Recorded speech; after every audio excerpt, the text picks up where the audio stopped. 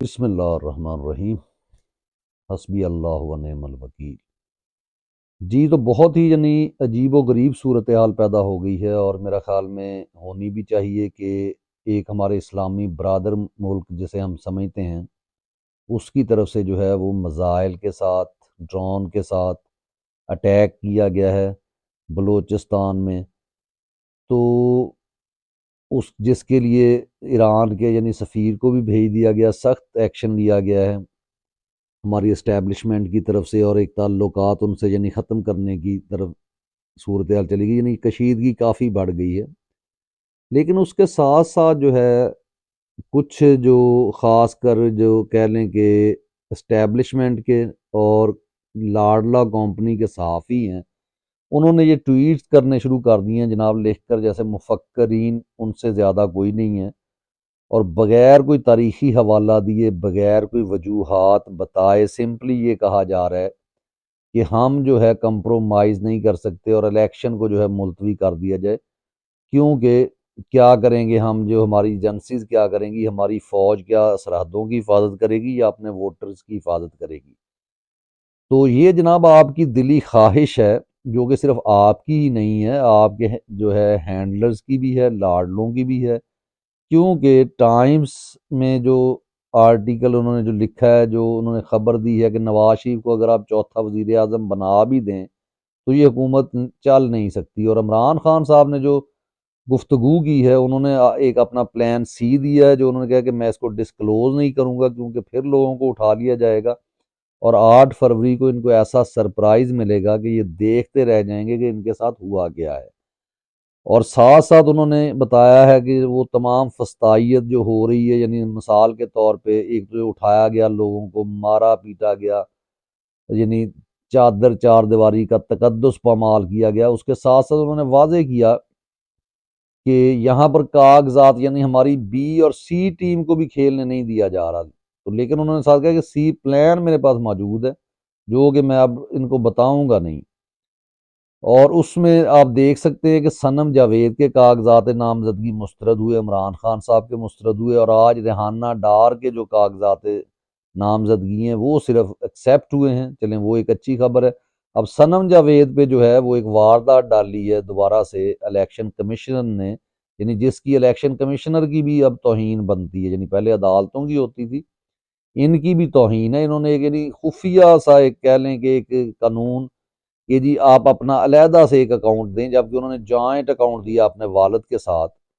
तो जब वो 7 माह से जेल के अंदर हैं, तो ये बाकर नजफ़ी साहब के अंडर जो बेंच बना हुआ था, फिर आप कहते हैं कि इनके ऊपर जो है ना तनकीद ना की जाए। क्या उनको नहीं पता मुल्क में क्या हो रहा है कि जिसके केस आप सुन रहे हैं, वो वहाँ साइन नहीं कर सकते, जेल सुप्रीडेंट की इजाज़त के बगैर, और उनके पीछे कौन खड़े हैं वो आप जानते हैं, और मरियम की ख्वाहिश को पूरा करने के लिए वो लगे हुए हैं कि मेरे मुकाबले में कोई ना, और तकरीबन उनके मुकाबले में अब कोई नहीं है। और जिस तरह इन्होंने एक पूरा शराजा बखेरने की कोशिश की है पीटीआई की, लेकिन फिर भी उनके सपोर्टर्स डटे हुए हैं। तो खौफ इनको ये है कि जितने सर्वे इन्होंने करा लिए, उनसे इनको पता चला है कि अब लोग इलेक्टेबल के पीछे नहीं हैं। जो इमरान खान साहब ने कहा था कि मैं अल्लाह का शुक्र अदा करता हूँ कि मेरी कौम में शऊर आ गया है, और शऊर भी वहाँ पे क्या खूबसूरत लफ्ज़ इस्तेमाल किए हैं। मैं कहता हूँ ये होती है अक्ल सलीम, शऊर हम दिमाग की तरफ लेके जाते हैं, लेकिन वो तकरीर जो लाहौर जलसा की है उसमें उन्होंने कहा कि दिलों में शऊर डाल दिया। तो शऊर जब दिलों में उतर जाता है, तो ये कुछ और ही चीज़ है, जिसको ये आम लपाड़े किस्म के जो ना तो इनके सहाफ़ी समझ सकते हैं, ना इनके वो जो बिके हुए अदीब हैं, ना वो समझ सकते हैं। तो इसलिए इनका नैरेटिव जो है कोई बिल्ड क्यों नहीं होता, क्योंकि यही लोग बनाते हैं जो खोखले हैं अंदर से, जिनके ज़मीर की आवाज़ नहीं होती, इनको समझ नहीं आती कि क्या लिखना है, और जो ये बयानियाँ बनाते हैं उसको एक पीटीआई की सोशल टीम का आम सा वर्कर जो है 1 मिनट में उड़ा के साइड पे लगा देता है। और ये जो है अरबों 10 अरब जो है मीडिया को खिलाकर, अपनी खबरें चलाकर अपने मतलब से, तो वहाँ पे फिर उँगलियाँ उठेंगी, वहाँ तबसरे होंगे कि अगर आपने जनाब फ़याज़ राजा साहब की मैं सुन रहा था, तो वो कह रहे थे कि उस दौर में भी, जब कि हर तरफ जंग थी, जब दहशतगर्दी के हमले थे, जब जो है प्रॉब्लम्स थे मुल्क में, उसमें भी इलेक्शन हुए। तो अब इलेक्शन क्यों मुलतवी किए जा रहे हैं? तो सबसे पहले ये है कि जनाब आप जो कह रहे हैं कि हम अवाम का तहफ़्फ़ुज़ करें, अवाम आपसे खौफज़दा है। और ये ईरान जो है उधर क्योंकि उसका हमला होना, अगर कुछ लोग ये कहते हैं कि ये इलेक्शन मुलतवी करवाने के लिए किया गया है, तो इंटरनेशनल एस्टेब्लिशमेंट जो है वो तो बिल्कुल नहीं चाहती कि उनके नाम जो इमरान खान ले रहा है, जिसके लिए बाजवा साहब ने कहा कि ये अमेरिका के खिलाफ आप ना बोलें, अच्छे बच्चे बन जाएं।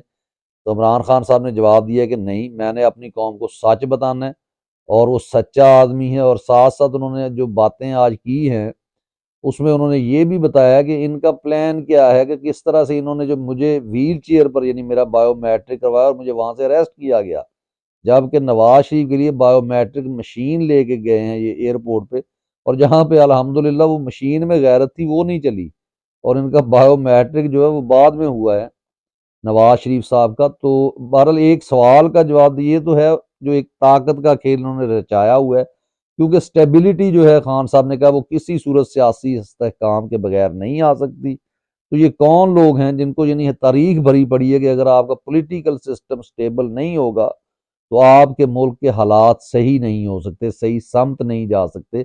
आपने पूरी कौम को जो है अपना दुश्मन बना लिया है। यानी अगर खुदा ना खास्ता, ये तो ड्रामा भी लोग कह रहे हैं कि ये किया जा रहा है, क्योंकि साफ ज़ाहिर है हुकूमतें जो हैं वो देखती हैं कि रूलिंग क्लास कौन सी है, उनके कहने पे अगर कोई काम कर दिया जाए। तो मेरा ख्याल है बहुत सारे ऐसे काम हुए हैं। 1965 की जो वॉर है, जिसको हम कहते हैं लड़े, वो हमारी फौज ने लड़ी है। ऐसे कहते हैं ना, एक पाक दो पाकिस्तान नहीं, एक पाकिस्तान। ऐसे ही फौज में भी जो है एक फौज नहीं है, कुछ मुहिब्बे वतन है, गैरतमंद है, और कुछ जो है वो आप समझते हैं कि काली भेड़े हैं। तो काली भेड़ें जब जो काम करती हैं, तो उसमें जो मुहिब्बे वतन है वो तो अपना पूरा फर्ज निभाते हैं, अदा करते हैं। तो इसलिए जनाब अगर आप अपनी फौज को लेकर सरहदों की हिफाजत कर लें, तो ये इलेक्शन जो है ये पुलिस करवा सकती है, और पुलिस में इतनी जरूरत नहीं है कि ये बंदों को उठाएगी।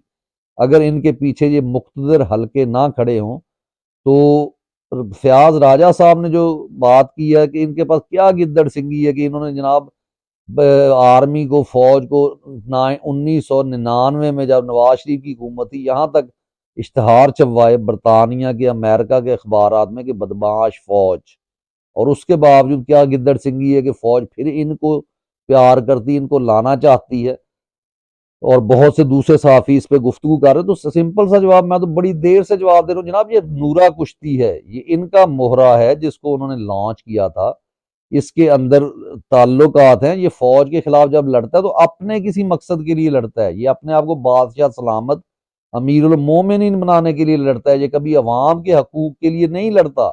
जैसे इमरान खान अवाम के लिए लड़ता हुआ, गरीब के लिए लड़ता हुआ, इंसाफ कायम करने के लिए लड़ता हुआ जेल काट रहा है। ये जनाब अगर ये इंसाफ के लिए लड़ते तो जो मुशर्रफ से माफी मांग कर ना जाते, और मुशर्रफ भी इनको माफी ना देता अगर ये मुल्क दुश्मन होता या फौज को इससे कुछ प्रॉब्लम्स होती। इसको प्रॉब्लम्स ही नहीं है, क्योंकि इसने आगे ना तो फौज के ऊपर कोई टैक्स वगैरह लगाना है, ना इसने ये कहना है कि पुलिस का जो एसएचओ है वो ब्रिगेडियर को पकड़ के पूछ सकता है कि तुमने फलां प्लाट पे कब्जा क्यों किया है। और वो फौज से पूछेगा कि आप कन्फ्लिक्ट ऑफ इंटरेस्ट क्यों कर रहे हैं, आप क्यों जो है यानी एक पोस्ट पर बैठे हुए किसी मुल्क में किसी फौज के बंदे को कारोबार करने की इजाजत नहीं होती जब तक कि वो जॉब पर हो, ऑन जॉब हो। हाँ, रिटायरमेंट के बाद आप करें। और आपको पता है कि इस मुल्क में बिजनेस सिर्फ उन्हीं का चलता है जिसके पीछे इनका हाथ होता है, पेंशन इनको मिलती है। और इसी तरह अदलिया है, अदलिया के साथ भी जो लड़ाई है नवाज शरीफ की, वो अपने मफाद के लिए होती है, अवाम के लिए कभी नहीं होती। इनको सिर्फ वो फैसला अच्छा लगता है जो इनके लिए लिखा गया है। तो ये जनाब सिर्फ फयाज राजा साहब नहीं बल्कि पूरे पाकिस्तान के लिए जवाब है कि इनके पास गिद्दड़ सिंगी नहीं है। असल चीज ये है कि इनको अपने वतन से मोहब्बत नहीं है, ये चाहते ही नहीं है कि फौज का तसल्लुत जो है वो सियासत से निकले, वो सियासत से बाहर हों, सरहदों की हिफाजत करें। वो जो है खामखा जो है एक प्रोटोकॉल ना लें, और ना सियासतदान प्रोटोकॉल लें, क्योंकि इन्होंने भी करप्शन करनी है, इनकी आड़ में उन्होंने अपने बिजनेस चलाने हैं। तो इसलिए ये हो रहा है। इजाज़त चाहता हूँ, इंशाल्लाह अगले वीलॉग में मुलाकात होगी। पाकिस्तान जिंदाबाद।